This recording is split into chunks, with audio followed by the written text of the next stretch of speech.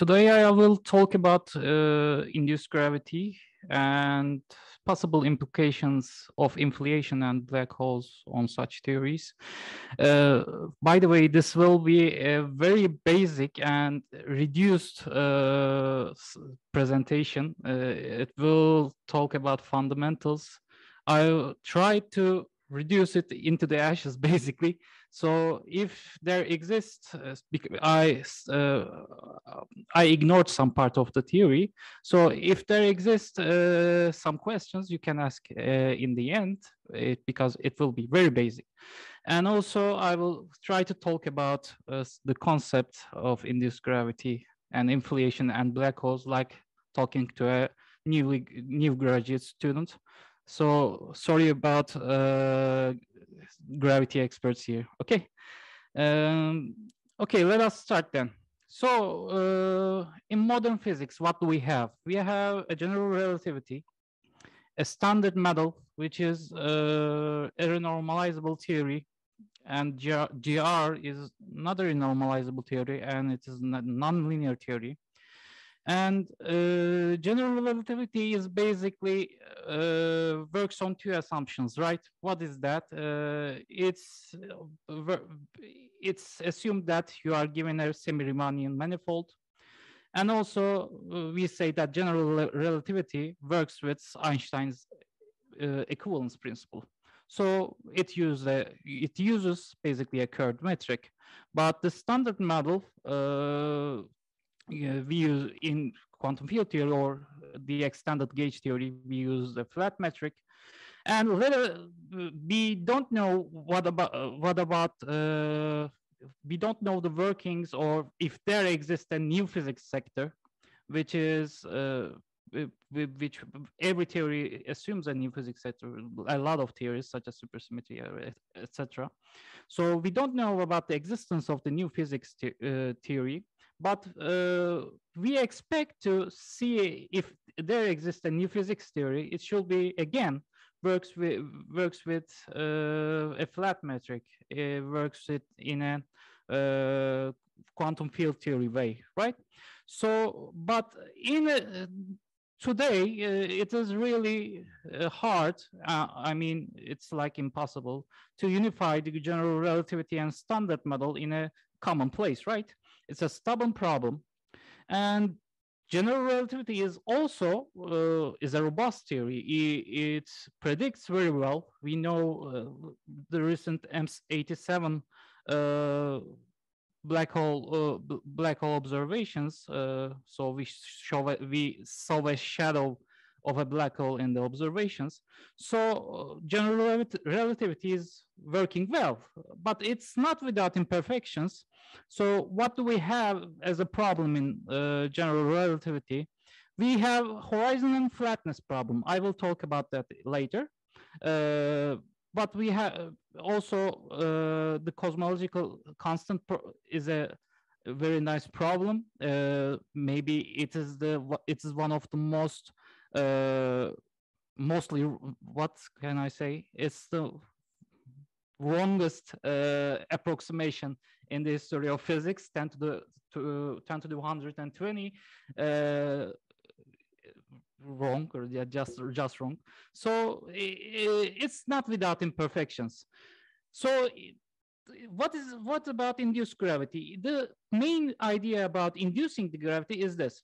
So we cannot merge the general relativity and standard model in a basic sense.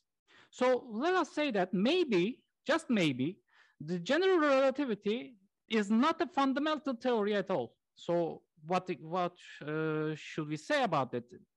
We are talking about the curvature in the general relativity. We say that maybe it is not a fundamental theory of the physics. So maybe, just maybe, the curvature just emerged from the underlying quantum field theory. Maybe we can emerge the curvature from the underlying QFT. But we have another problem. We need to emerge or the Planck scale as well, right? So we have an action in general relativity. We have a curvature, and we have Newton's constant, right? Newton's constant is approximately the Planck mass. Planck mass squared. So we need two things to emerge from an underlying QFT. If we say that GR and a standard model cannot work with each other, we cannot merge them in a natural way. So we should both, let me draw it. We should both emerge the Planck mass, and we can emerge the Planck mass and write the curvature sector maybe by hand. So what I said here is that let us use a non-minimally coupled scalar field, or maybe both curvature and the Planck scale can be induced from the underlying QFT. So first of all, let us look at the Sakharov's induced gravity. It's an old school theory, very old school. So in the Sakharov's induced gravity, we assume first a Lorentzian manifold. So geometry exists as a purely background thing, okay? And we consider two one-loop contributions in the underlying QFT from two different metrics, G and G bar here, okay? So G and G bar are classical background metrics, but they are we are looking at the one loop quantum field theory in this matter. So after that, we write down a minimally coupled scalar field action and use a Schwinger's proper time formalism for that non-minimally coupled scalar field. So we obtain this expression, right? This is an action. We have a trace here over the over all fields. Also, we have a coupling constant here and a mass of the field. And box is just Laplacian. So after that, we use a heat kernel expansion as S goes to 0. So we obtain, again, the difference between the normal metric and the G bar metric. So two different metrics.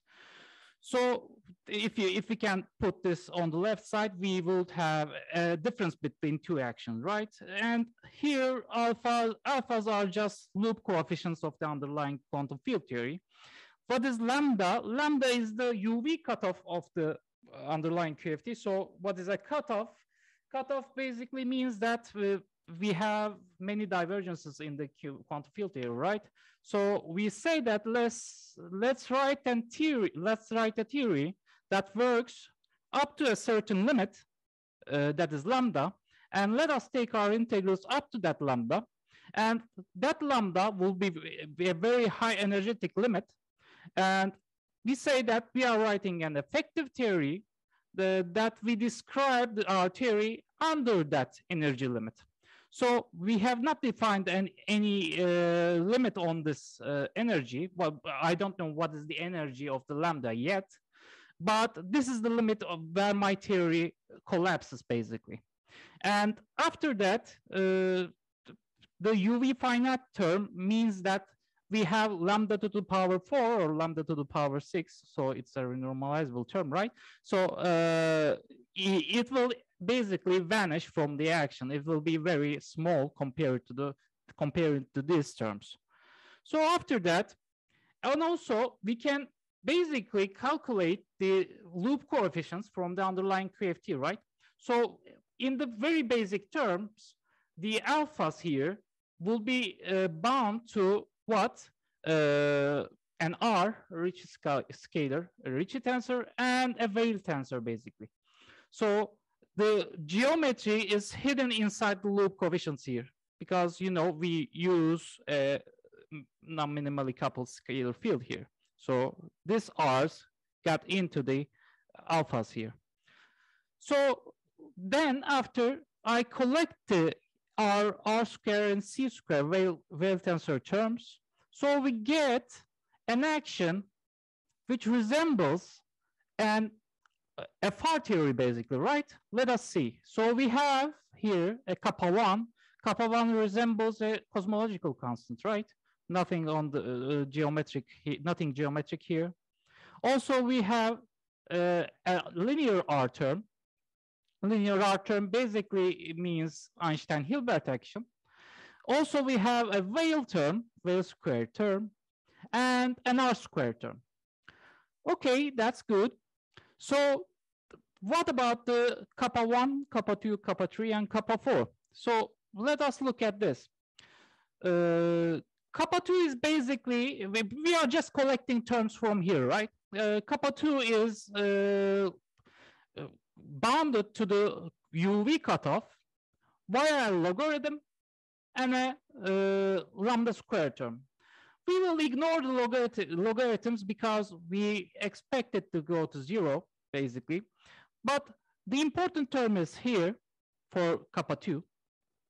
Important term, after we ignore the logarithmic term, we have a kappa 2 like this. What did we do here? So remember we said that the lambda was a cutoff in the theory, and it is an energy, it should be in an energy scale, right? So I'm saying here that let us work our theory under the Planck mass scale, right? So I'm actually mapping the lambda to the M Planck. Basically saying that I'm working under the Planck mass. So, and the supertrace C1 will be -1. So kappa 2 will be around M Planck square over 32 pi square. So, and kappa 1 here, which resembles the cosmological constant, contains a supertrace of identity. So it will be around 0. Okay, so we basically reduced the action from, we deleted the kappa 1, and the kappa 2 here is M Planck square over 32 pi square. So basically, by considering a quantum field theory up to the Planck scale, we constructed an Einstein-Hilbert action plus some R square term in a conformally flat space. In a conformally flat space, we can also ignore the Weyl contribution, right? So we got a minus M Planck square over 32 pi square R. So we induced the Planck mass, so actually the Newton's constant, from the underlying QFT in the theory.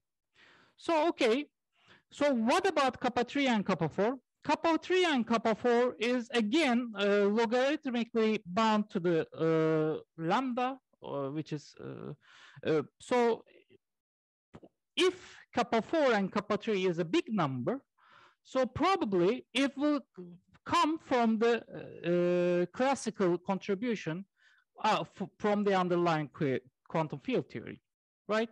So what did we do here? So we had a QFT, quantum field theory, and under that QFT, we have a scalar field, and we minimally coupled to the general relativity, and considering a minimally coupled scalar field, we emerged the Planck mass in Sakharov's induced gravity. So, okay, we have one induced gravity theory in our hand. Let us look at a more novel theory, which is named symmergent gravity. Why symmergent? It is symmetry. It's actually named symmetry restoring emergent gauge gravity theory. So it's shorthand for symmergent gravity. So again, we are trying to induce the Planck scale, Planck mass from the underlying quantum field theory or gauge theory. Also, this time we will try to induce the curvature sector, which we written down in the Sakharov's induced gravity by hand. But this time we will try to induce also the curvature from the underlying quantum field theory. Okay, so let us consider the standard model effective action, right? So it's just consists of a 3-level action, logarithmic functions of the action, and also vacuum sector here, Higgs sector, and the gauge sector. And we can see that all these sectors consist of the loop coefficients, and slow fields of the underlying quantum field theory. We are just considering the slow, which is not energetic fields in the underlying quantum field theory. And the delta is just the scale between the UV and electroweak cutoff. Okay, we are writing down to the electroweak sector, and then we are writing to the UV sector, and we consider the UV and electroweak scale between these energy scales. We consider it as a delta. It's just an energy scale again. And Higgs sectors contains Higgs square again, and delta square, and loop coefficient of Higgs. And gauge sector, we have non-abelian, sorry about that, abelian gauge vectors, and also again the UV electroweak cutoff. So the important part is here, you know, there exists a solution to the basic Einstein gravity equations. So it's the famous Eddington solutions. For example, if you consider an integral like that, which is, we are trying to write down a measure here right now. So square root of minus determinant and affine curvature over some energy scale, which is in dimension of the richest scalar.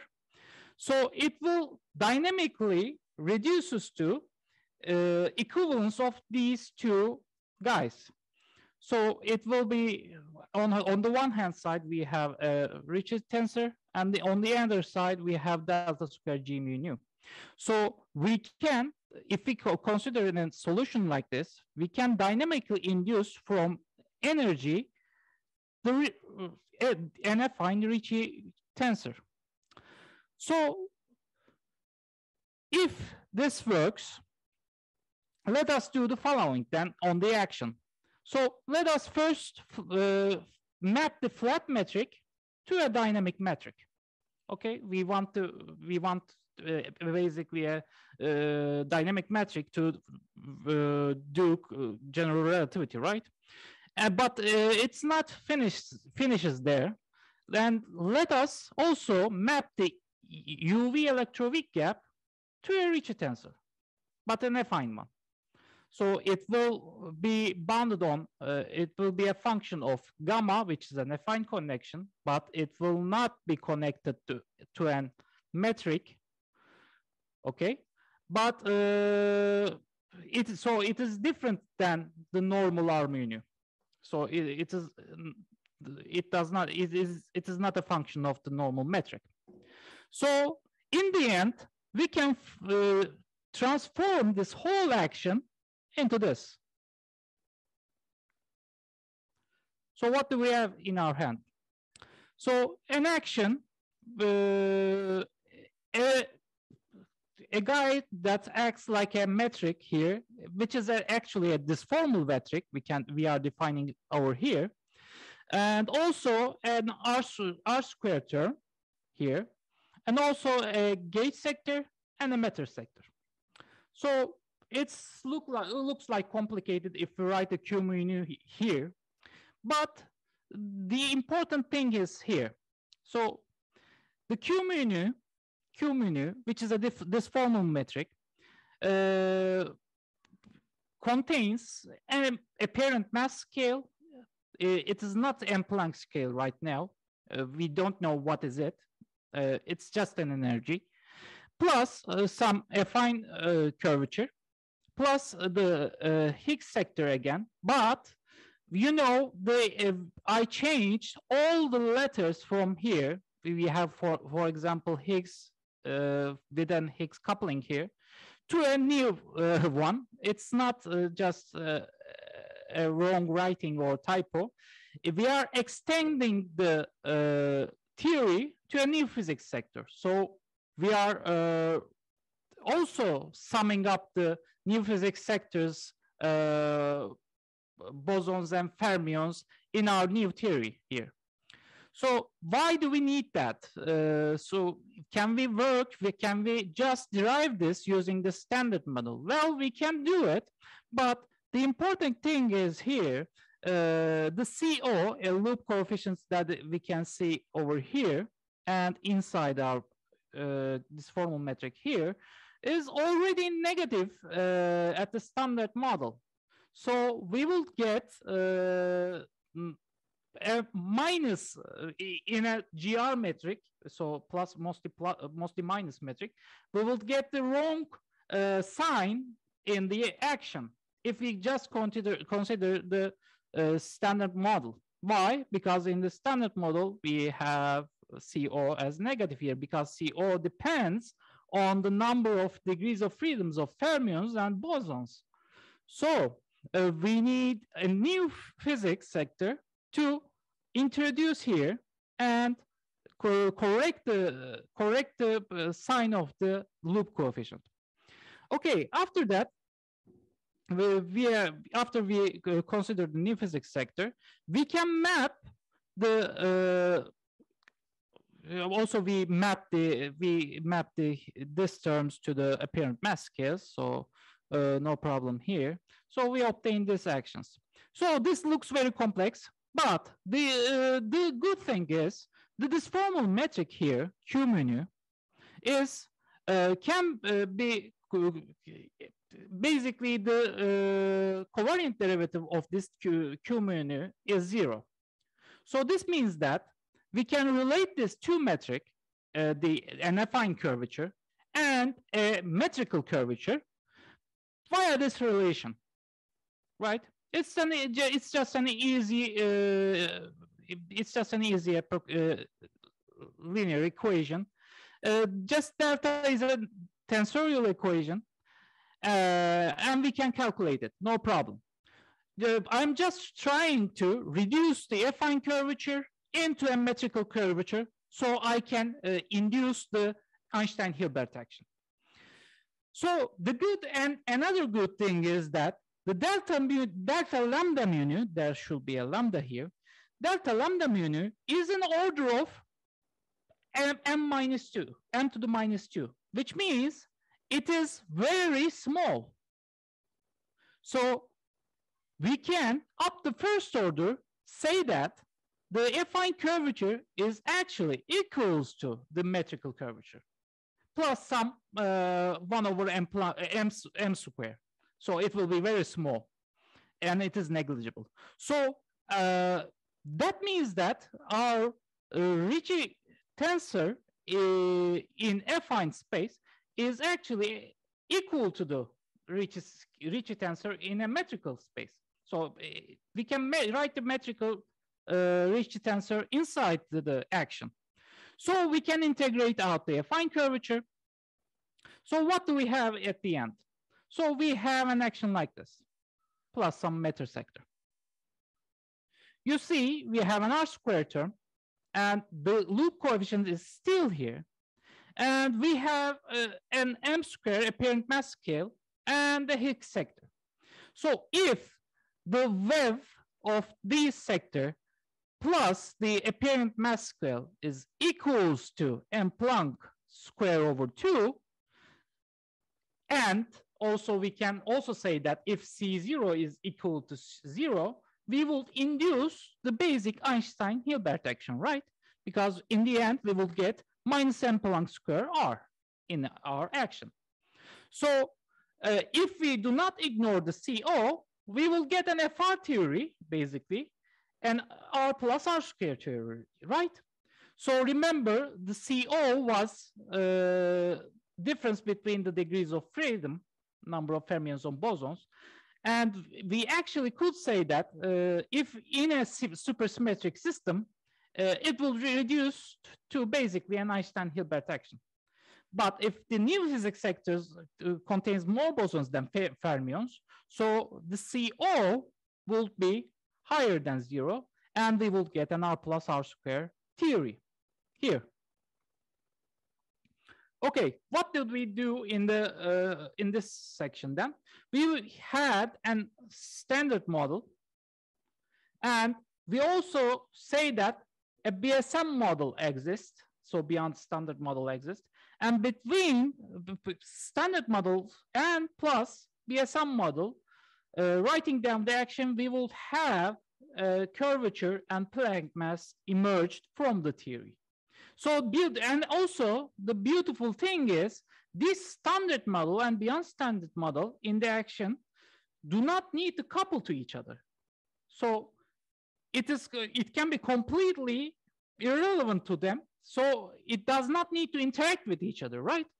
So it could interact, but in our action, you are writing the new fields additive to each other. So there's no coupling term here. So it's basically do not need to interact with the standard model. What does that mean? So it could be a dark sector. So it doesn't have to interact with standard model, right? So it's the basics of the symmergent gravity is like this. Okay, so I'm working with these two theories right now. So I'm working on the implications of these theories. So let us get into the inflation, okay? So first thing is inflation. What is inflation? Again, I'm being very basic here. I do not, so I will explain the horizon and flatness problems here. But the basically theory of cosmic exponential acceleration in the early Planck area, right? 10 to the minus 36 to 10 to the minus 32 seconds. So the universe expanded approximately 70 e-folds in the first era of the physics, Planck period size, its Planck period size. So basically it is theorized to solve the horizon and flatness problem. So why do we need it? Why do we need the inflation? We need the inflation to solve first horizon problem. Let us talk about it. So let us be here on Earth. So we have a cosmic horizon, right?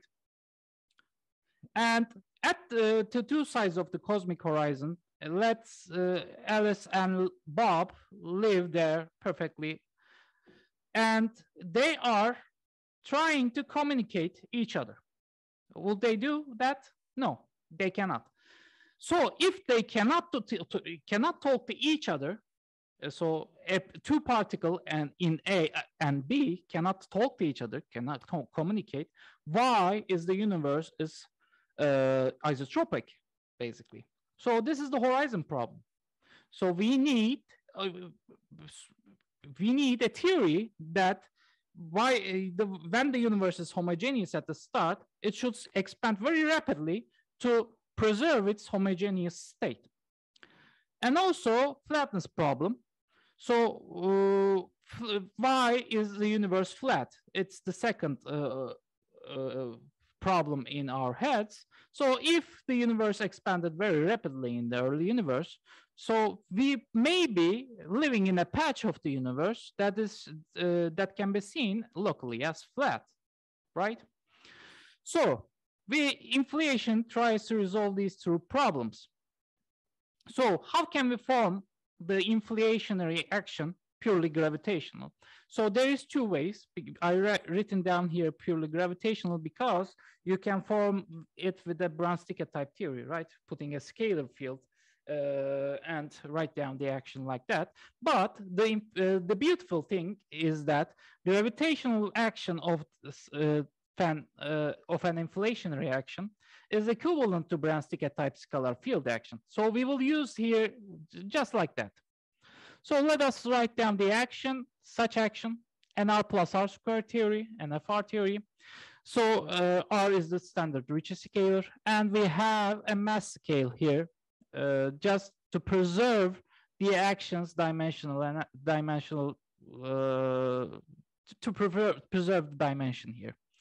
So, but the system we use, the action we use here, you know that both in Sakharov and I couldn't find here, but both in Sakharov and the symmergent gravity is an R plus R squared theory.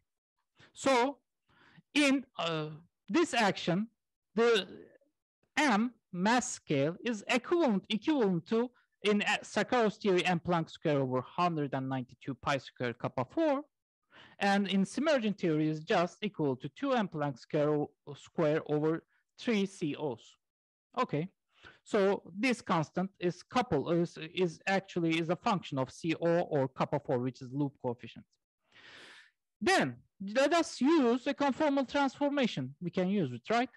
So let us use a new metric multiplying with omega square, which is just a scalar, and get from Einstein frame to Jordan frame. What would it reduce to? So the action in the new plane will be equal to a new Ricci scalar plus some scalar field action. Why? Our new scalar field is because is a function over here is a function of our the first derivative of the FR theory. So we are trying to define a new scalar degree of freedom as the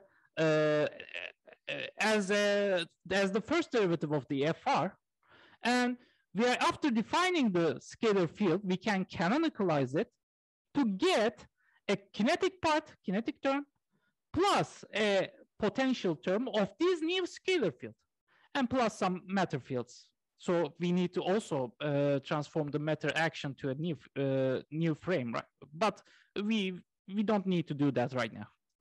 So we have written down the potential and our new scalar field.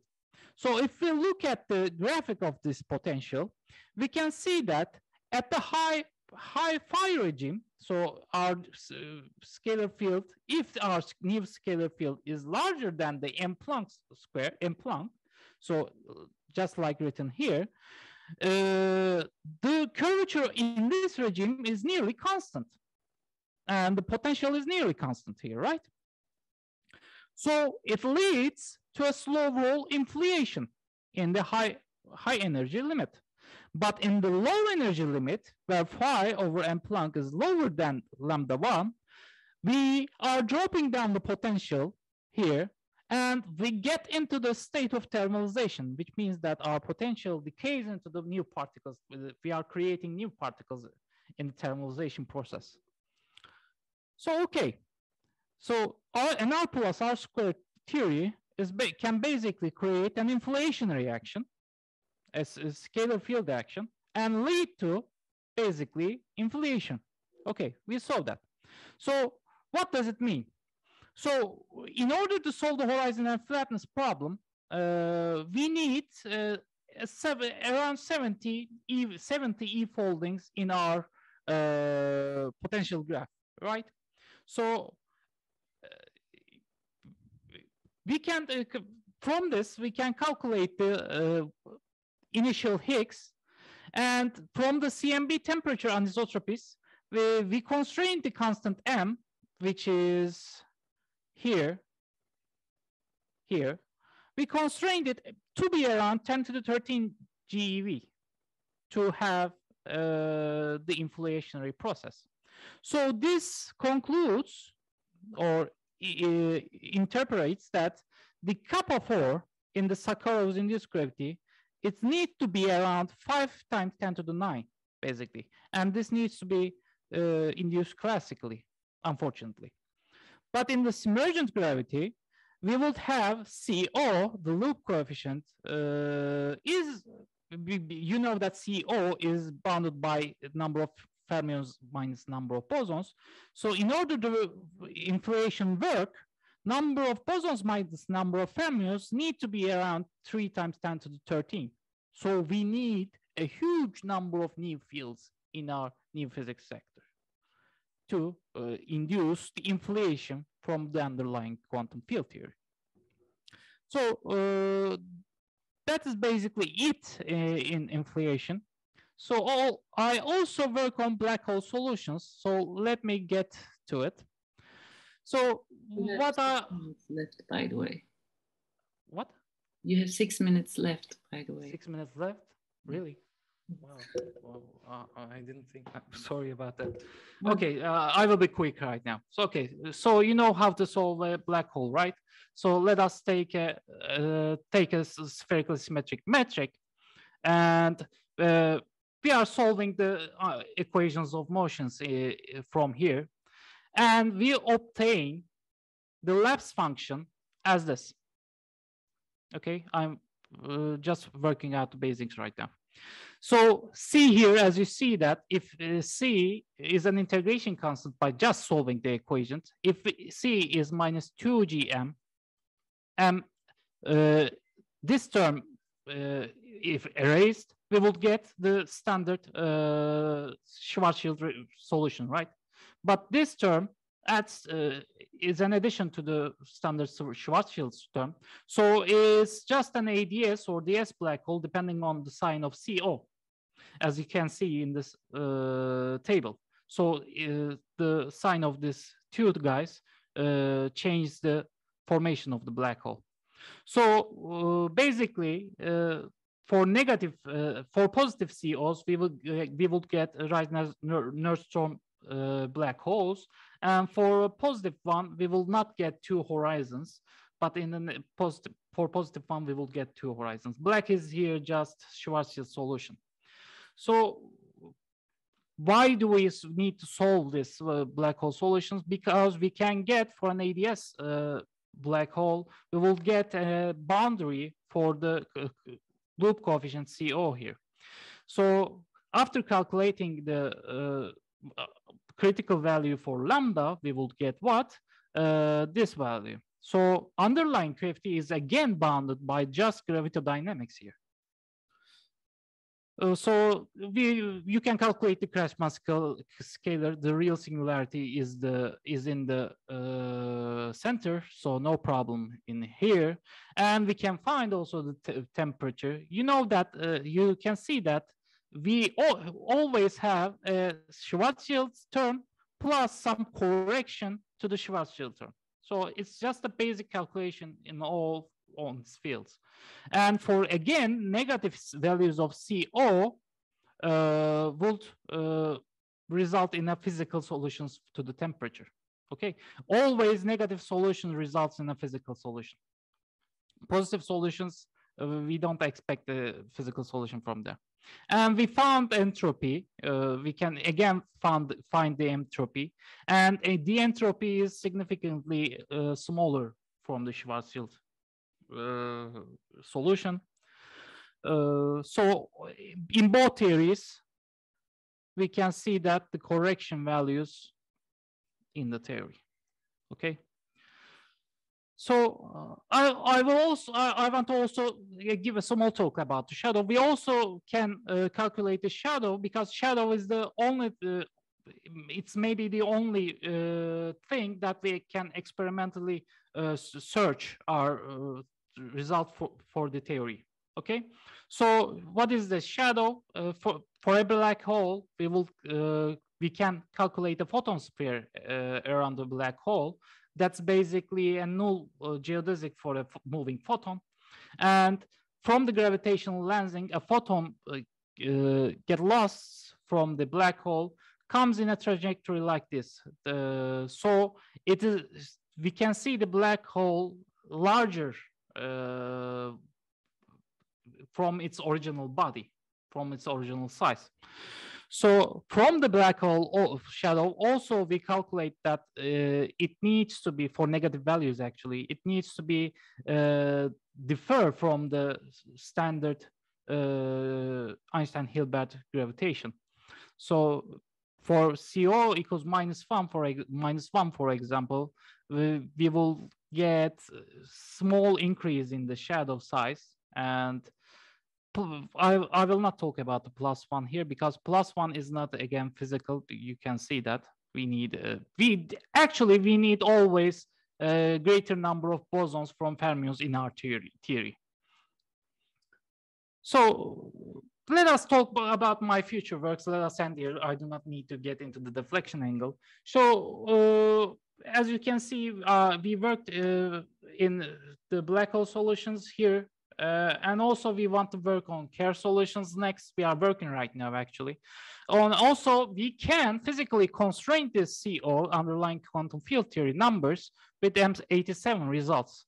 And also we also get some constraint from the internal circular orbit and outermost circular orbit that can be calculated from the effective potential of the gravitational action. So thank you.